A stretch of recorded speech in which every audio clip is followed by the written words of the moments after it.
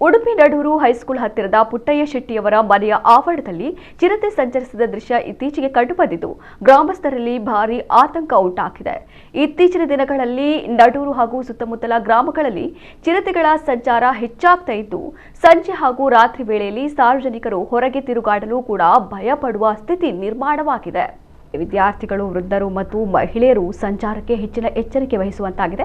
ಸ್ಥಳೀಯರು ಅರಣ್ಯ ಇಲಾಖೆಗೆ ಮಾಹಿತಿ ನೀಡಿದ್ದು ಚಿರತೆ ಸಂಚಾರಕ್ಕೆ ತಡೆ ಒದಗಿಸುವಂತೆ ಹಾಗೂ ಅಗತ್ಯ ಮುನ್ನೆಚ್ಚರಿಕಾ ಕ್ರಮ ಕೈಗೊಳ್ಳುವಂತೆ ಆಗ್ರಹಿಸಿದ್ದಾರೆ.